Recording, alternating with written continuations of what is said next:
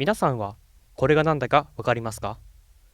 50 年以上前のレコード版交換式プレイヤー、通称ジュークボックスです。では、こんなレトロなものがどこにあると思いますか？そう、学校にあるんです。我が校の3年生が課題研究という授業でこのジュークボックスの修理に昨年から取り組んでいるからです。50年前の名機の復活、ものづくり技術の継承に取り組む本校の活動と、それをサポートする町の電気屋さんについてリポートします。では、ジュークボックスとはどのようなものでしょうか？それはアメリカで開発され、日本には戦後自由に音楽を楽しめる機会として飲食店やボーリング場など人が多く集まる場所に設置されました。しかし、音楽に触れる方法は多様化し、ジュークボックスは次第に姿を消していきました。ところが、近年の昭和ブームやアナログレコードブームの再来で、ジュークボックスがマニアの間で見直されてきました。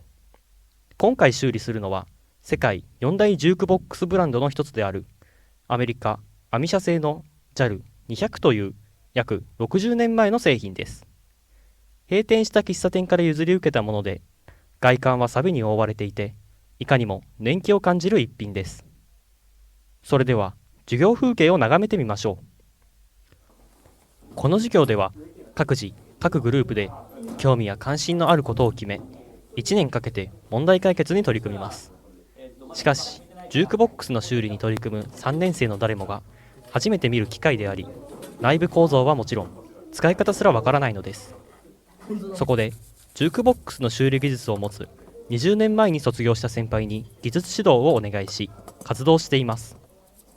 後輩の取り組み具合はどうですか？デュークの修理っていう、テーマっていうところで集まってもらった子たちなので、モチベーションがもう最初からかなり高いような印象を受けていて、で、何回かやらせて一緒に修理の方授業やってるんですけれども、皆さん結構熱心に、でやっぱりやったことないことがものすごく多いんですけれども、その子たちにとってはただ自分たちの教えてることをちゃんときちんと聞いて、でそれに倣ってみんなでこう結構ワイワイ楽しく進めているっていうところがすごいやってていいなっていうところがすごい印象深いですね。この授業を選んだのはなぜですか？一人では無理なことでもみんなで力を合わせてどこまでやれるかを試してみたかったからです。文化祭や研究発表会で昨年の先輩たちの取り組みを知り、面白そうだったから選びました。実際に取り組み始めてどう感じましたか？ネジが錆びついていて思った以上に力が必要で大変で、ネジも種類があり道具が合わず苦戦しています。想像以上に古く、外側は錆だらけ、中は固まった油やホコリだらけでちょっと嫌になりました。先輩が働く有限会社岩手電気通信は創業78年で、先輩は3代目になるそうです。通信設備の取り付けや修理などを専門にやってきたそうですが、修理技術に定評があり、ジュークボックスの修理をしたところ口コミで広がり、日本中から修理の依頼が来るそうです。では、岩田先輩にジュークボックスを紹介していただきます。そしたらこれが多分一番皆さんジュークボックスといえばこのフォルムだと思うんですけど、これがアンティークアパラタスさんっていうメーカーのバブラジュークボックスっていう機種になりますね。やっぱりこのアーチ状とこの泡が出るのがすごい特徴のジュークなんですけど、ちなみにこれはあれなんですね、持っててらしたオーナーさんが亡くなられてしまって、その方の遺品なんですけど、これをちょっと引き取らせていただいたっていう経緯になりますね。次これですね。これはシーバーグっていうメーカーさんが作った222、2が3つの名前なんですけれども、222っていうジュークなんですけども、見ての通り、まず中の様子がこう大きいガラスでもう一目で分かるようになってるのと、あと機械自体がこうスライドして動いて曲を探すみたいな仕様になってますね。でシーバーグさんっていうのは日本だとゲームメーカーの台東さんがやられてるたっていうことですね、当時は。でそこが販売していたジュークになりますね。もともと古いものとか昭和のものが好きだっていうのは、自分も父もそうなんですけれども、そういうところで、小さい頃動かないで飾ってあったジュークボックスっていうのがあって、使ったことはないんですけれども、そういうものが小さい頃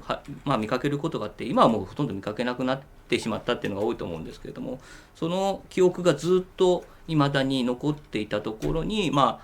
あこういうふうにやっぱり修理したいっていう方で困ってる方がいるっていうのも知って、で実際機械的な仕組みとか中の構造を見てるとすごい魅力があるようなものなんだっていうのが分かって、そこから、壊れたジュークボックスを直してみようかなっていうところをちょっとやろうかなって、もともとものづくりが好きだっていうところもやっぱり理由の一つかなと思います。この修理を通して私たち後輩に伝えたいことはありますか？ものづくりっていうのはものを作るだけじゃなくて、それを直して修理をして使い続けるっていうのも一つの自分たち技術者の役割だっていうことを覚えてもらいたいなと思いますね。授業をやってみて思うのは、今まで見たこともないようなものをたくさん経験していると思うんですよね。でもそれってじゃあ世の中に出て経験できないことかって言ったら必ずしもそうではないと自分は思ってますね。ジュークボックスみたいなものが普通に修理しなければならないような機会があるわけではないんですけれども、やっぱり専門的な知識と技術力で人が困っているところを解決するっていうのが技術者の基本だと思っているので、そういうところをやはり自分たちの役割としてどんどん位置づけていくことがこれから必要だなっていうのを、社会に出ていく前に少しでも触れていただければなっていうところはありますね。今自分たちがやっている作業が物を直す、修理するっていうことで、物を作るとはまた違う技術、塗装だったりメカニックな部分だったり電子的な部分だったり、いろいろなものが求められていて、その中で自分が得意な部分を見つけられるのがとても楽しいです。過去から未来へ、知恵や経験の詰まったバトンが今託されていきます。そしてその意志を継ぐ我々も次の世代へと技術が途絶えないように、さまざまなことに挑戦し努力を続けていかなければならないと思いました。